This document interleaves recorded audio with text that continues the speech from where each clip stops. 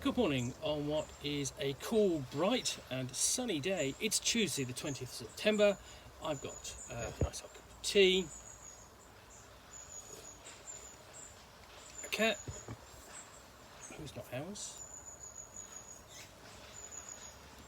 and of course a parcel, in this case a little letter to unbox, and this is all the way from Australia, and I can tell it says on the back. I'll just show you. It's another Pocket Sized Peril. So let's open up and find out which one it is. I'll just keep the knife away from his tail.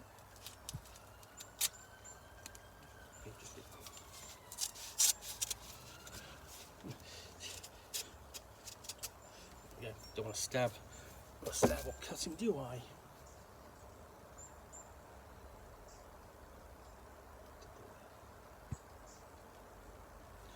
Okay.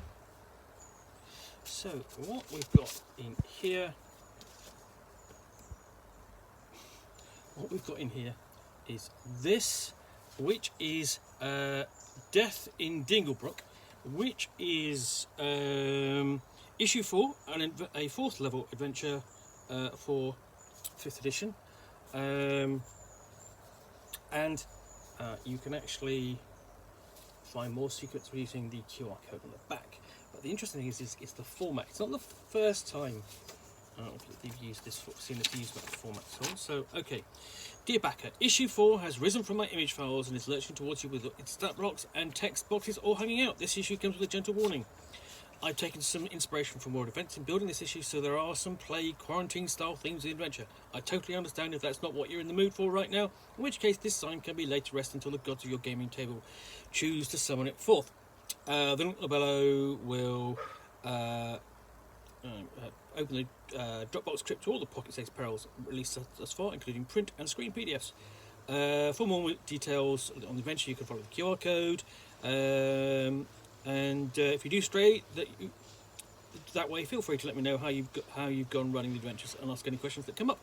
That's all from me to issue 5. Happy gaming, Brendan. So this was part of a series of 5 Pocket-Sized Perils. And the interesting thing is about these is the format. Now, the other format I've seen done, Leyline Press has done 3 in this style since, but they fold out. So like that. So you open up like that, okay, and you've got a situation basically at a bar filled with skeletons, and then an explanation of what's going on. The stats all played out, placed out where you can see them, nice and easy and accessible. And then from your location, no stone left unturned. The coach driver has been taken.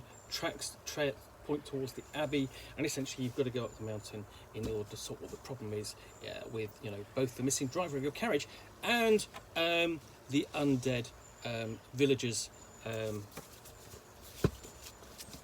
the tavern. And it's all got a very sort of like gothic feel to it, because carriage, mountains, isolated location, undead. If that doesn't scream Dracula to you, I don't know what will. But yeah, so that's that. But you can actually open this up. So you have locations. So this actually opens up like yeah.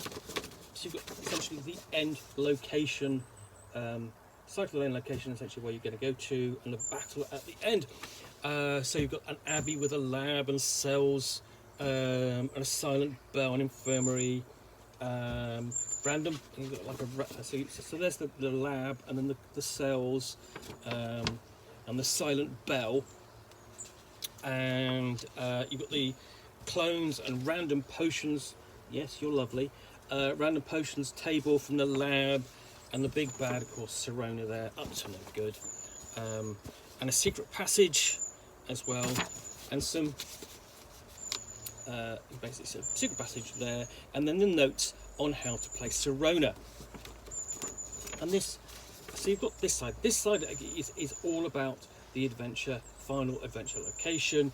This side is about the investigation. And it literally folds it down like that, and you just do that, and what you've got is a little booklet. It's really clever. It's an incredibly clever use of the format. Because you essentially you're working through it just like a one encounter, two encounters, three encounters, and then final series of encounters up the mountain in the abbey, all laid out really where the game master, your referee, dungeon master can really see and make use of it. And the other great thing about this is that I know it says it's a scenario for 5th edition, but you have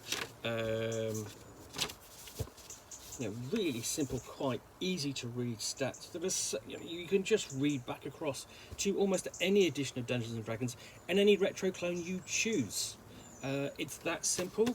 The biggest hurdle I can see in this is really just adjusting the stats for the villain of the piece, and they don't run very much. I mean, obviously, she has skills, and not every character does, or every retro clone allows skills for essentially non-thief characters.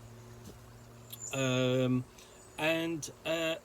the other thing is, you might want to be careful about this choice of spells. Apart from that, yeah, I mean, this would easily just as work.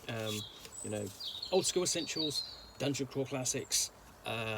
It's so light in terms of its mechanics that it's really kind of difficult to state that it's actually really kind of a 5th edition adventure at all. Whereas in fact, as I said, pick this up, look at this. You could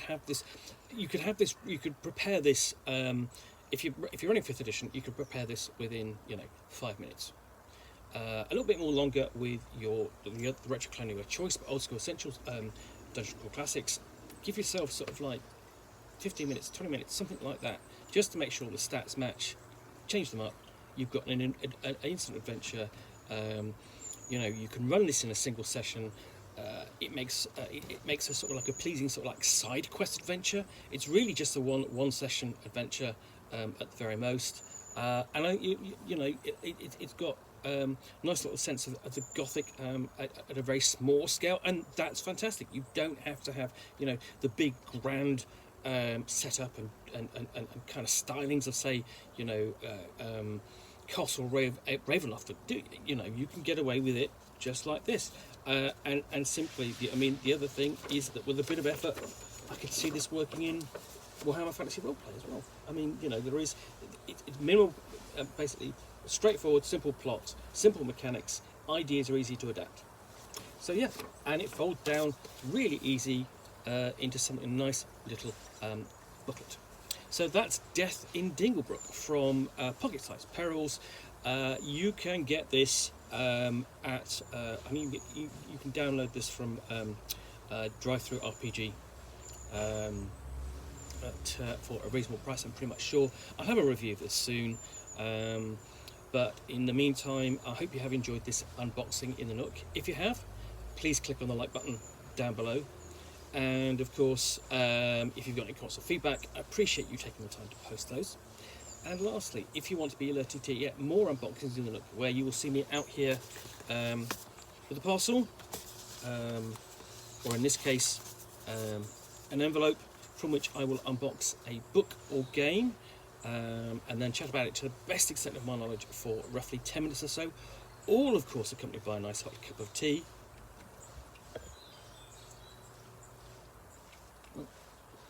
And sometimes a cat who is not ours, then please do hit that subscribe button down below.